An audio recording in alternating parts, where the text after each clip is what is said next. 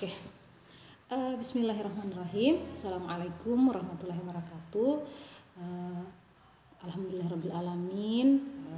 Kita meski bersyukur kepada Allah Subhanahu wa taala karena pada siang hari ini masih berkesempatan bernapas, masih bisa diberi kesempatan berbagi ilmu dan masih banyak nikmat-nikmat yang lain yang harus selalu kita syukuri. Oke, baik. Jadi hari ini saya akan memberikan materi mengenai dalam mata kuliah ekologi manusia ya, yang pertemuan ketiga untuk mahasiswa yang memprogram mata kuliah ini, yaitu mahasiswa tingkat pertama prodi penyuluhan pertanian Universitas Muhammadiyah Palopo. Oke, jadi kali ini kan kita pertemuan ketiga ya. Nah, pertemuan ketiga ini kita akan membahas tentang peradaban manusia. Nah, tema kali ini yakni daya dukung lingkungan bagi peradaban manusia. Nah, dalam materi kali ini ada banyak hal yang akan kita bahas. Yang pertama, peradaban dan problematikanya bagi kehidupan. Jadi peradaban dan problemnya. Jadi setiap peradaban, sebuah peradaban pasti ada problem yang mengikutinya. Oke, jadi sebelum kita membahas problem apa saja dalam sebuah peradaban, kita akan bicara dulu apa sih itu peradaban. Jadi peradaban merupakan perkembangan kebudayaan yang telah mencapai tingkat tertentu yang diperoleh manusia, mencakup seluruh kehidupannya. Jadi baik itu sosial, ekonomi, politik, dan secara teknis.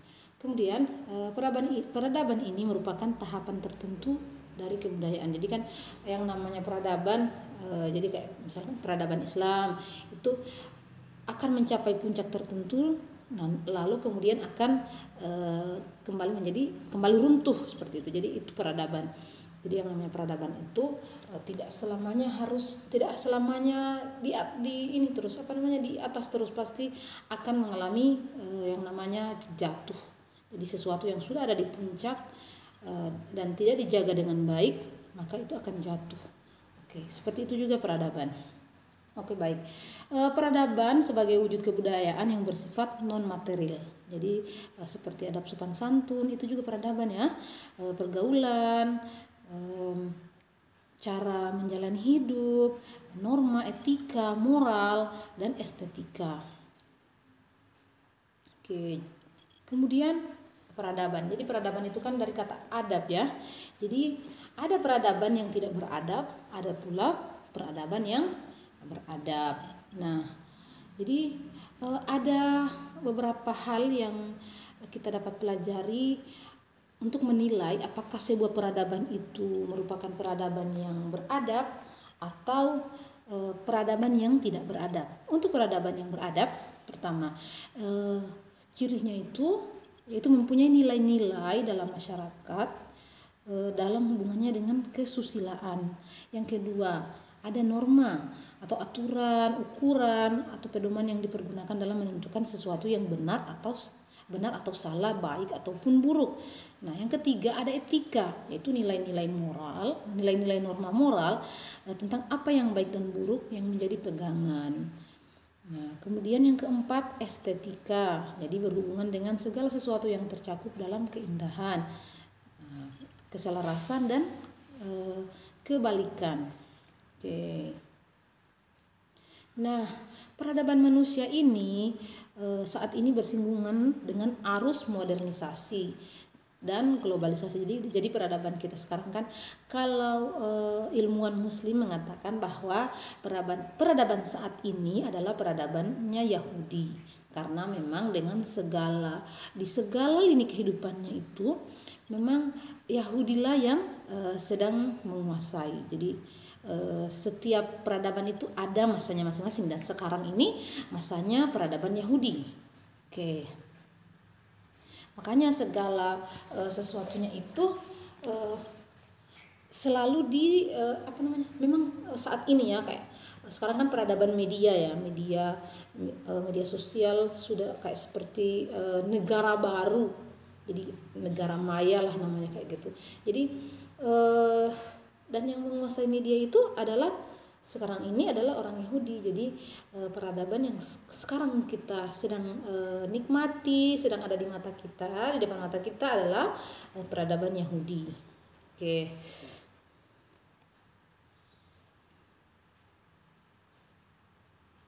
Nah, ini pendapatnya salah satu ilmuwan ya, namanya Sudrajat. Jadi dia mengatakan bahwa peradaban manusia itu sekarang kan sudah didominasi oleh modernisasi dan globalisasi. Nah, ciri khasnya itu yaitu tadi adanya media. Kemudian nilai-nilai itu nilai-nilai yang dianut itu sangat besar dipengaruhi oleh gaya hidup atau apa saja yang ditonton ya. Jadi saat ini seperti itu. Jadi kebudayaan dari negara lain itu menjadi gampang kita ketahui, dan karena sering ditonton, karena sering dilihat, itu kayak alam bawah sadar kita itu sudah menerima dengan tidak sengaja seperti itu. Kayak misalkan ada kata-kata baru apa tuh, banyak yang sekarang kayak contoh-contohnya itu banyak yang anak muda sebut. Nah, kita jadi ikut-ikutan juga, padahal tadinya kita nggak ada niat mau ikut, tapi memang seperti itulah pengaruh media, dan sekarang kita ada di peradaban media. Oke. Tadi ya tentang jadi permasalahannya peradaban sekarang saat ini berkaitan dengan adanya arus globalisasi melalui perkembangan media yang sangat pesat. Dulu orang akan tahu tentang kebudayaan negara lainnya dengan membaca buku, tapi saat ini kita bisa mengaksesnya dari YouTube dan segala macamnya.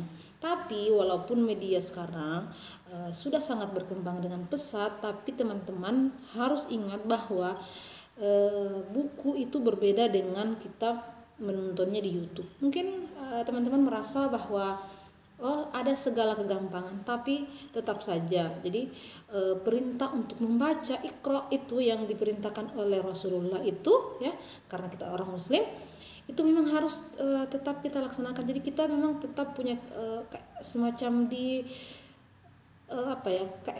keharusan untuk tetap membaca buku meskipun media berkembang dengan pesat. Oke, berikutnya.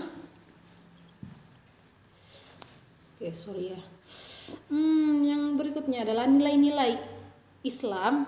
Nah, karena kita nih teman-teman kan banyak yang Muslim, dan saya sebagai Muslim juga ingin menyampaikan bahwa ternyata peradaban ini juga Islam itu melihat dengan caranya juga bagaimana melihat sebuah peradaban.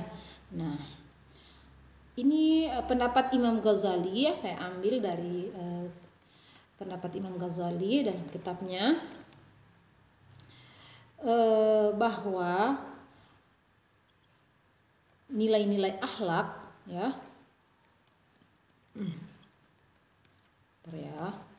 Nilai-nilai akhlak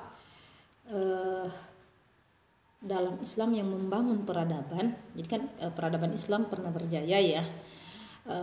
Tapi lalu ditenggelamkan oleh sekarang peradaban Yahudi. Jadi dulu Islam sebagai berbagi aja nih ya, sebelumnya kan peradaban Persia.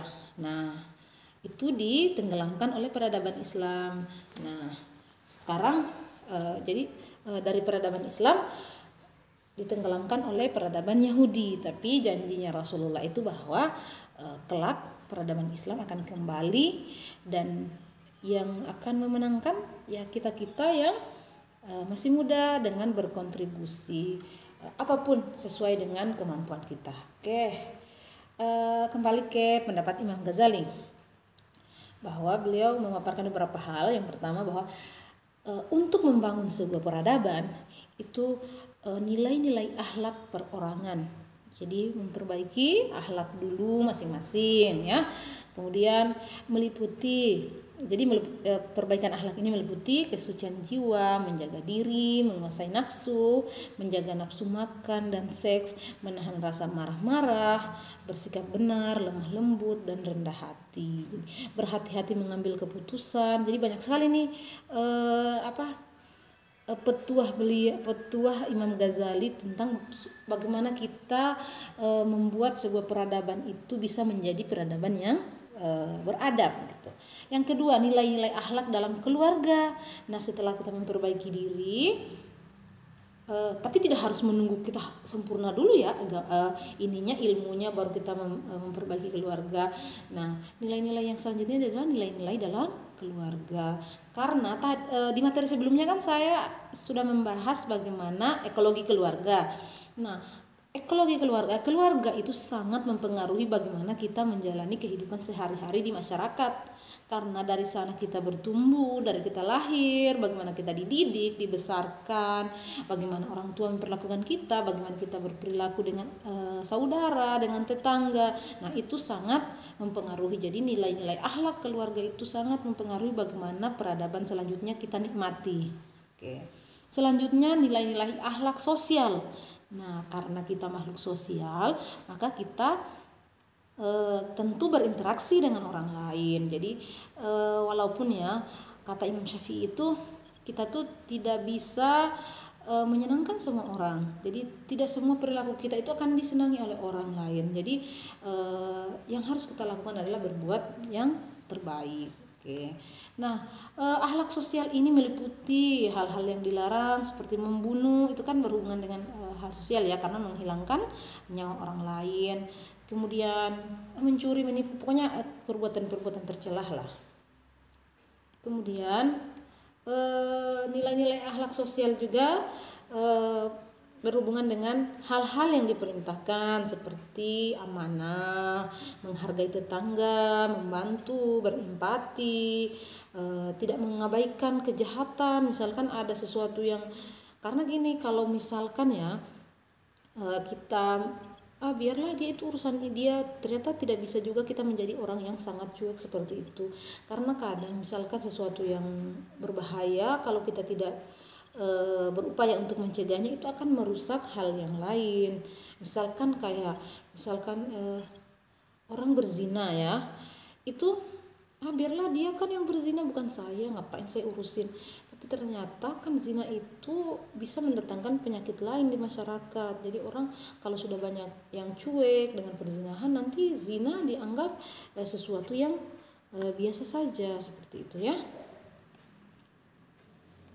Oke, yang berikutnya adalah tata tertib yang berhubungan dengan akhlak sosial tadi ya. Jadi kalau memang ada aturan misalkan nih kayak pakai helm ya, yang simpel-simpel kayak gitu, lampu merah di lampu lalu lintas misalkan. Jadi saya menyaksikan tuh kalau saya naik motor ya di Palopo ini itu luar biasa sekali, lampu merah dianggap hijau, lampu hijau dianggap merah, pokoknya suka-suka dia begitu. Padahal itu kan bisa membahayakan pengendara lain. Atau belok kiri, sen kiri, beloknya kanan. Nah, itu kan membahayakan. Oke, selanjutnya tadi nilai ketiga ya, nilai akhlak sosial. Ada nilai akhlak dalam bernegara. Nah, itu saking lengkapnya ya Islam itu. Jadi dari nilai akhlak kita sendiri, kemudian keluarga, sosial maksudnya di daerah sekitar kita, kemudian ada akhlak terhadap negara. Apa sih itu, meliputi apa saja? Yang pertama, hubungan antara kepala negara dan rakyat. Jadi Islam itu lengkap semua dibahas. Jadi dari kita bangun tidur sampai tidur kembali kan Islam mengaturnya. Jadi sebenarnya kalau orang mau belajar dengan benar tentang Islam, maka hidupnya itu tidak akan sesulit yang dia bayangkan begitu, karena kan semua diatur. Dia juga tidak akan mengalami misalkan sakit hati karena tidak diperlakukan dengan baik. Tapi kalau dia belajar bahwa tidak semua hal di dunia ini akan diterima dengan baik oleh orang lain, maka dia tidak akan tidak, sudahlah cuek saja begitu. Istilahnya tuh bermasa bodoh saja dengan hal-hal yang tidak bisa kita klaim begitu. Seperti itu. Nah, tadi ya hubungan antar kepala negara dan rakyat dan masyarakatnya. Jadi tidak main-main itu menjadi pemimpin. Jadi kalau jadi pemimpin yang zolim, maka ya siap-siaplah tidak mendapatkan penghargaan dari masyarakat, mau membuat pencitraan seperti apapun.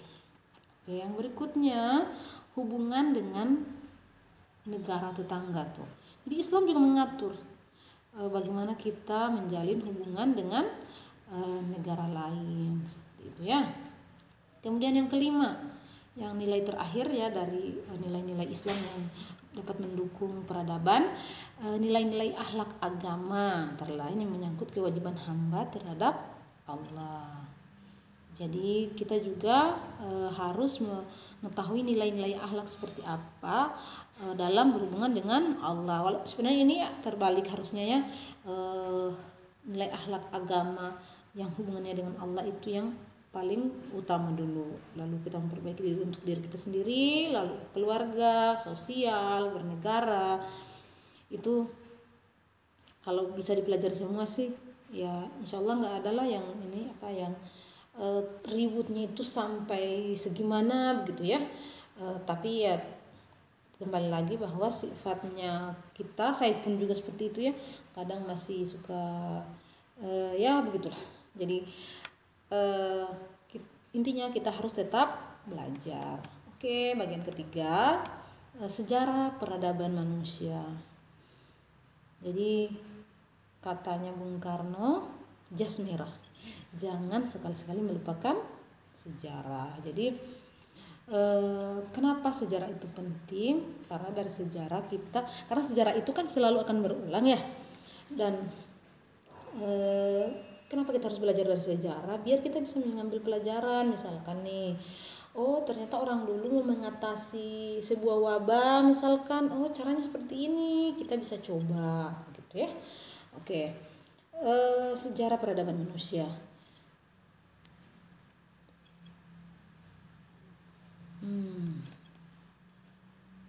Kita bahas dari yang pertama, peradaban Mesir kuno. Jadi saya tidak bahas peradaban, saya bahas dari peradabannya Nabi Adam ya, karena saya tidak cukup punya referensi untuk membahas itu, dan saya tidak percaya diri untuk membahas yang seperti itu. Kapasitas keilmuan saya nggak cukup. Jadi saya akan bahas tentang peradaban Mesir kuno. Untuk yang pertama, peradaban Mesir kuno. Nah, peradaban Mesir kuno ini ditandai adanya Sungai Nil. Jadi sebenarnya ini kan saya ambil dari bukan dari sumber Al-Qur'an ya, karena memang saya tidak cukup punya referensi kalau menggunakan kayak kitab-kitab ulama seperti itu. Saya tidak punya cukup referensi, padahal sebenarnya kalau di kitab itu kan, kalau yang berhubungan dengan Sungai Nil kan kita ketahui ya, Sungai Nil itu kalau orang Muslim itu identik dengan kisahnya Nabi Musa. Jadi Nabi Musa yang dibuang, bukan dibuang, hanyutkan, bukan dihanyutkan sih, dihanyutkan, tapi maksudnya nggak dihanyutkan di ininya pakai peti seperti itu. Jadi kalau Sungai Nil ini kan berhubungan dengan Nabi Musa dan Firaun, tapi di sini pembahasannya itu Sungai Nil ini jadi berhubungan dengan peradabannya orang Mesir ternyata, karena ternyata dari Sungai Nil ini jadi semua yang dilewati oleh Sungai Nil ini adalah tanah yang subur, karena memang seperti itu. Jadi daerah-daerah yang dialiri sungai kan selalu subur, karena memang sungai itu kan membawa lumpur yang mengandung banyak unsur hara. Jadi makanya ternyata setiap peradaban itu selalu identik dengan sungai, karena sungai itu selain tadi ya ada banyak unsur hara, terus ada air di situ, karena kan manusia identik dengan air, nggak bisa hidup kalau tidak ada air ya. Jadi peradaban Mesir kuno itu identik dengan Sungai Nil, dan Sungai Nil itu bagi orang Muslim identik dengan kisahnya Nabi Musa. dan keberaniannya melawan Firaun setelah besar. Luar biasa sekali. Dan mungkin sedikit bercerita nih sama teman-teman. Saya pernah dengar bahwa kisah Nabi Musa ini, Nabi Musa itu yang kita contoh adalah beliau adalah seorang pemuda yang kuat. Jadi dalam kisahnya yang pernah saya baca bahwa Nabi Musa itu bisa ngangkat batu sendiri, dan padahal batu itu sebelumnya diangkat oleh beberapa orang laki-laki. Itu saking kuatnya, luar biasa. Jadi ternyata makanya kita disarankan sama Rasulullah harus menjadi muslim yang kuat, karena muslim yang kuat itu lebih dicintai daripada muslim yang lemah. Oke, selanjutnya tadi ya tentang peradaban Mesir kuno. Nah, ini dibuktikannya ada irigasi yang teratur terhadap lembah Nil, eksploitasi mineral dari lembah dan wilayah gurun di sekitarnya, perkembangan awal sistem tulisan. Jadi dari situ kemudian perdagangan, karena kan Sungai Nil itu luas ya, jangan dibayangkan seperti sungai di Palopo, Sungai Latupa, jangan dibayangkan dengan Sungai Latupa ya yang di Kambo. Jadi Sungai Nil itu silakan cek di ini deh di YouTube bagaimana Sungai Nil ya. Oke, selanjutnya tadi Mesir kuno ya, sekarang peradaban Yunani. Nah, jadi setelah Mesir kuno, peradaban Yunani. Jadi saat saya membuat handout yang sekarang saya bahas ini, saya membaca bahwa para ilmuwan Barat mengklaim bahwa peradaban Yunani itu hancur, katanya dihancurkan oleh seorang pemberontak. Tapi yang saya baca dari yang saya dengar dari salah satu pakar sejarah bahwa peradaban Yunani ini kan hancur di tangannya Muhammad Al-Fatih. Jadi dan sekarang jadikan itu Konstantinopel itu. Nah, jadi peradaban Yunani saat itu kan sangat berkuasa ya. Nah, itu dihancurkan oleh seorang pemuda yang bernama diberi gelar Al-Fatih. Jadi beliau adalah sultan yang masih muda. Beliau juga anak sultan ya, dan sekarang yang daerah yang ditaklukkan itu kan ada di Turki, dan Turki sekarang sedang berkembang dengan pesat. Dan itulah tadi yang saya bilang bahwa peradaban itu akan selalu berulang. Dan Turki hari ini, Turki yang saat ini itu menerapkan kembali apa yang dilakukan oleh Al-Fatih, Muhammad Al-Fatih sebelum beliau menaklukkan Konstantinopel. Untuk kisah Konstantinopel mungkin teman-teman bisa bisa nonton di YouTube, itu banyak yang membahasnya ya.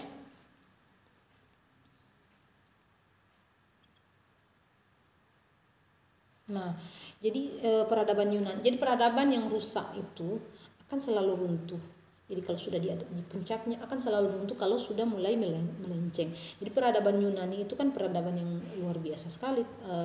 Ini, jadi saya punya ini bahwa dalam kebudayaan Yunani, anak yang baru lahir menjalani pemeriksaan fisik di depan ekor namanya. Bayi yang cacat atau tidak sehat dibuang di gua-gua dan di gunung-gunung dan dibiarkan mati atau agar dipungut oleh orang-orang kepercayaan bangsa Yunani.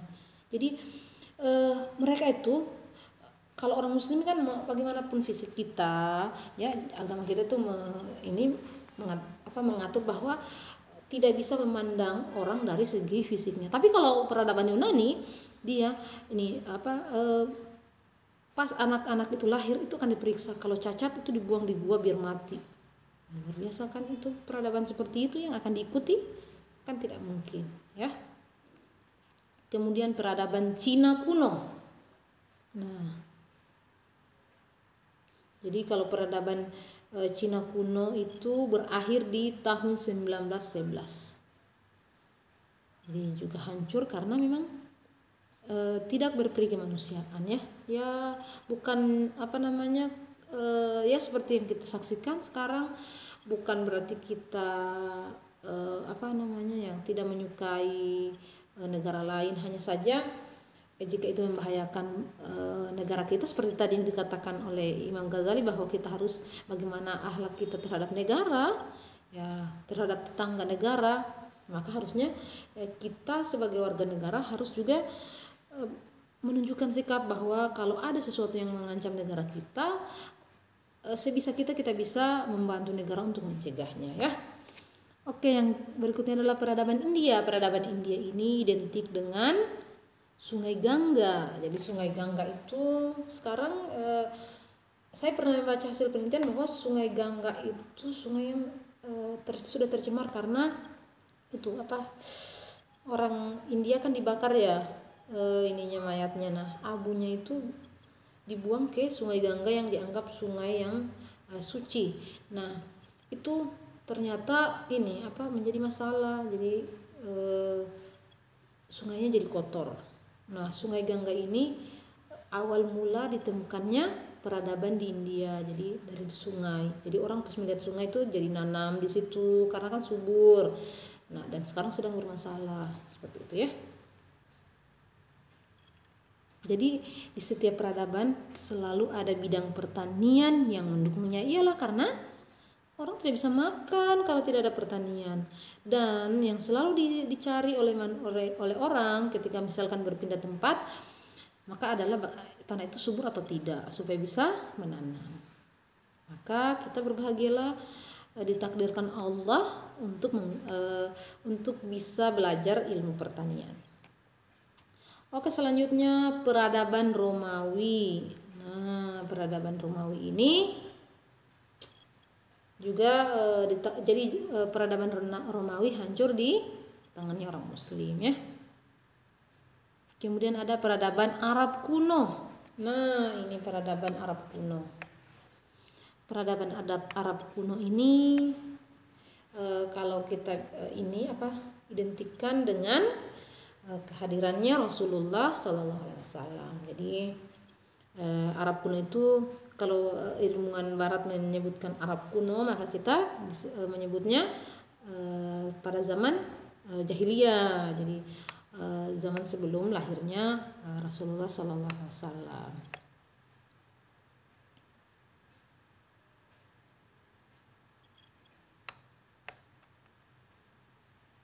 Oke. Nah, bangsa Arab ini memang kan makanya salah satu hikmah kenapa Islam itu diturunkan di tanah Arab, karena orang Arab itu hobinya tuh istilahnya tuh nomaden, suka pindah-pindah karena mereka suka berdagang. Kalau orang Madinah mereka sukanya bertani. Nah, makanya kan yang kenapa bisa tersebar di seluruh penjuru dunia, karena dibawa oleh dai-dai yang berprofesi sebagai pedagang. Nah, seperti itu. Jadi diutus pergi-pergi dan sambil membawa misi Islam. Itu luar biasanya, ya.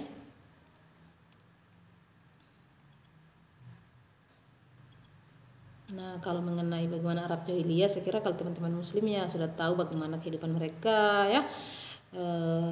Sangat tidak teratur. Nah, yang berikutnya yang paling terakhir adalah peradaban Islam. Nah, tapi sekarang jadi saya hanya membahas sampai di peradaban Islam.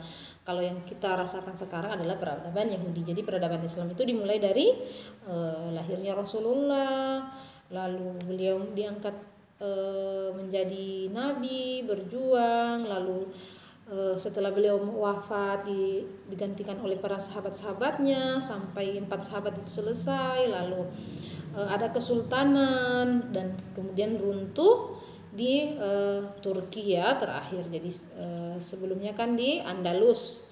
Jadi teman-teman mungkin bisa cari di YouTube bagaimana dulu Islam berjaya, dan tahukah teman-teman bahwa umat Muslim, ilmuwan Muslim itu banyak menyumbang ilmu.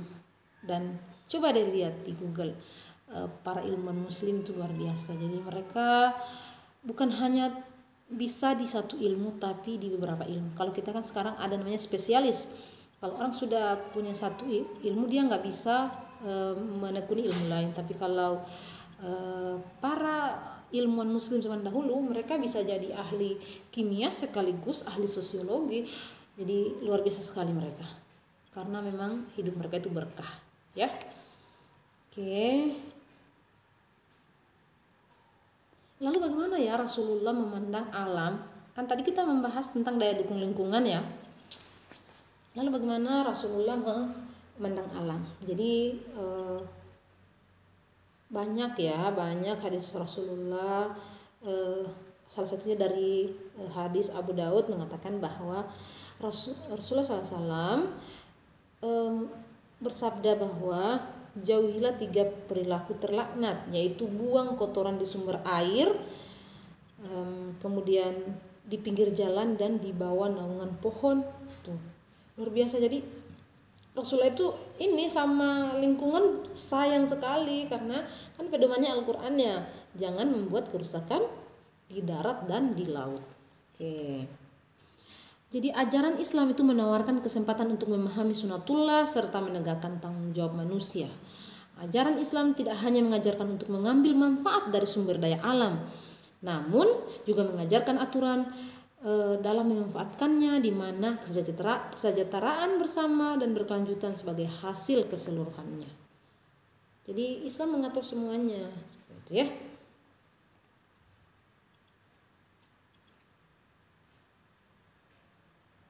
Nah, salah satu sunnah Rasulullah juga, kita nggak boleh buang-buang makanan.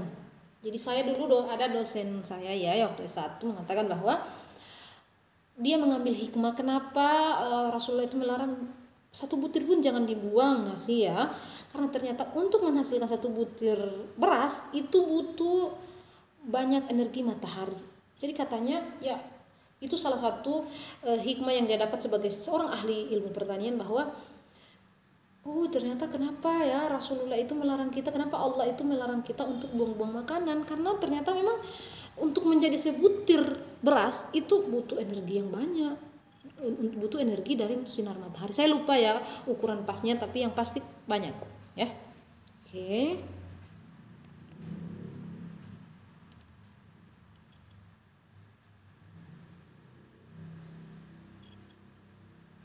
Nah, ini juga ada pendapat dari Yusuf Qaradawi, salah satu ilmuwan muslim, bahwa memelihara lingkungan sama halnya dengan menjaga 5 tujuan dasar Islam. Ya, sebab tujuan dasar tersebut bisa terjawanta jika lingkungan dan alam semesta mendukungnya. Jadi kerusakan alam itu kan juga mempengaruhi aktivitas kita seperti materi-materi sebelumnya. Maka menjaga alam itu sama dengan menjaga diri kita sendiri, seperti itu ya.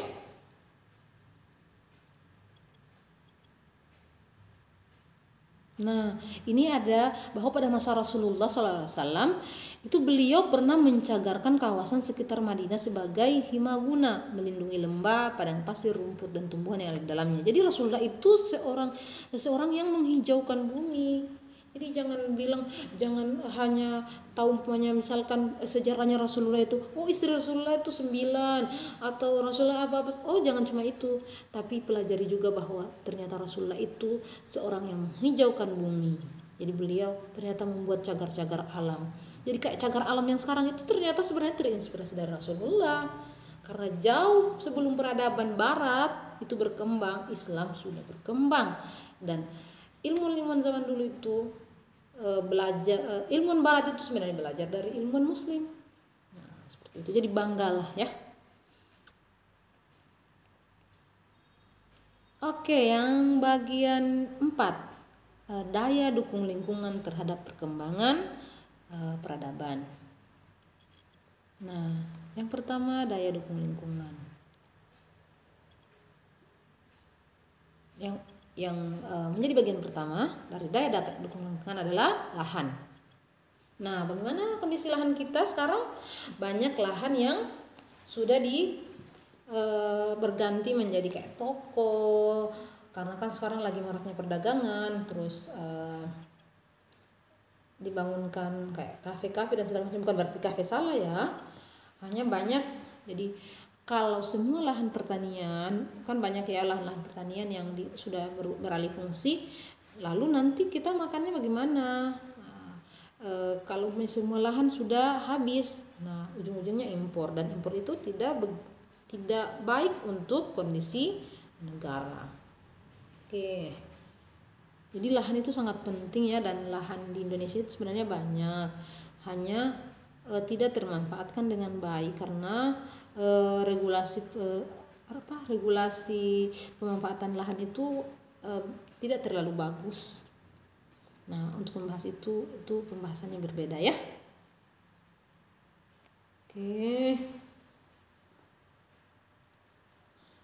Dalam perkembangannya kemudian konsep daya dukung lingkungan diaplikasikan sebagai suatu metode perhitungan untuk menetapkan jumlah organisme hidup yang dapat didukung oleh suatu ekosistem secara berlanjut tanpa merusak keseimbangan di dalam ekosistem. Jadi kenapa harus dihitung bagaimana daya dukung lingkungan itu terhadap perkembangan hidup kita supaya nanti bisa seimbang. Misalkan kalau di daerah terlalu padat penduduk, maka mungkin akan ada upaya pemerintah untuk menggusur karena tidak baik untuk daya tampungnya, dan kehidupan sosialnya juga akan tidak bagus kalau di daerah-daerah yang padat penduduk.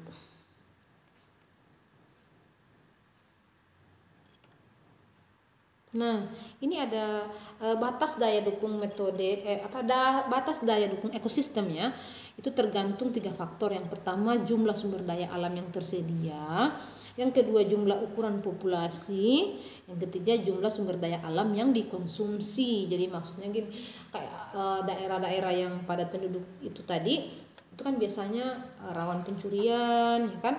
Lingkungannya jadi tidak sehat. Jadi harus bisa disesuaikan gitu. Jadi makanya misalkan kayak pembangunan perumahan seperti itu ya, itu harusnya tidak merusak ekosistem, atau harus diperhatikan karena dari lingkungan penduduk, lingkungan yang kita diami itu juga akan membentuk karakter kita, dan kalau karakter kita jelek nanti akan berpengaruh terhadap kehidupan sosial kita. Kalau kehidupan sosial kita jadi tidak bagus, maka kita akan mudah terpengaruh ya.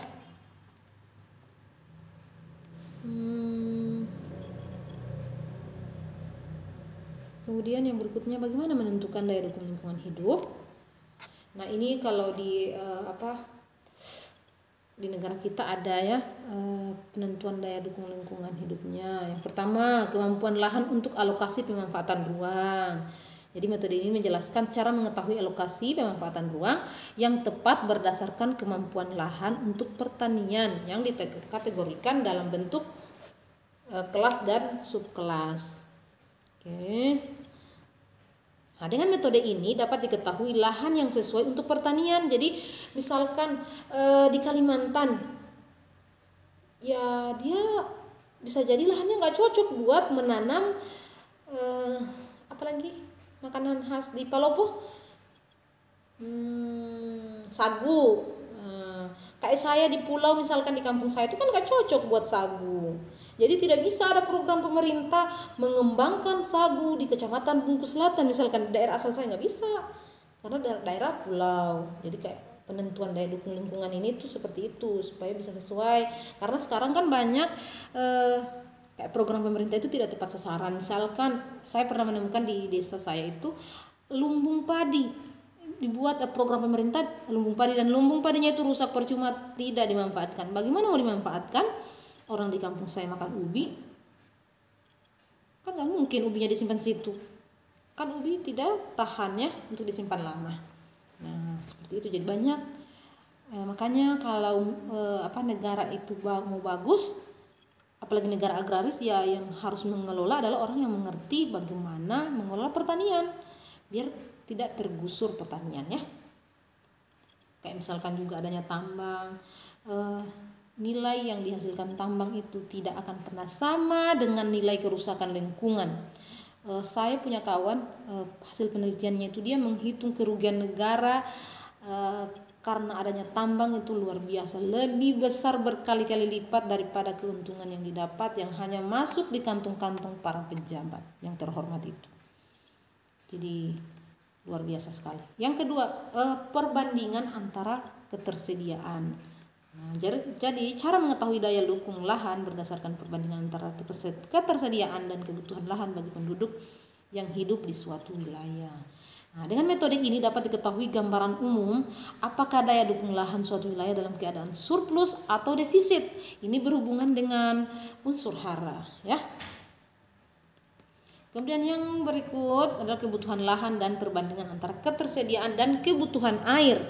Nah, misalkan daerah-daerah yang dialiri oleh sungai, maka ya bagus untuk sawah irigasi. Tapi kalau daerah-daerah yang kering, ya tidak bisa sawah irigasi. Nanti kalau jenis padi yang harusnya terendam, terus kita tanam di daerah yang hanya mengharapkan air hujan untuk ditada, ya itu tidak bisa lah. Hasilnya mungkin akan ada hasilnya, tapi tidak akan sebagus yang diharapkan, ya, seperti itu.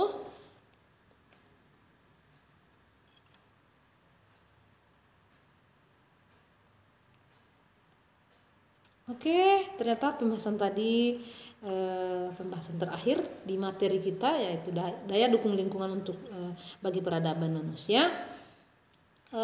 Intinya adalah teman-teman, kita harus tetap belajar kan di mana saja ya bisa, dan banyak membaca buku, banyak belajar bagaimana dulu, misalkan kayak kita nih di Indonesia, belajar bagaimana dulu negara kita bisa merdeka, bisa lepas dari penjajah, bagaimana orang dulu mengelola pertanian yang tidak perlu pakai pestisida, bagaimana supaya nanti produk pertanian itu menjadi produk unggulan, karena bagaimanapun juga manusia sampai kapanpun juga tetap makannya makanan bukan emas, ya. Oke, terima kasih. Jika nanti ada yang dipertanyakan bisa langsung di WA saja ya, di nomor saya. Terima kasih, semoga bermanfaat. Assalamualaikum warahmatullahi wabarakatuh.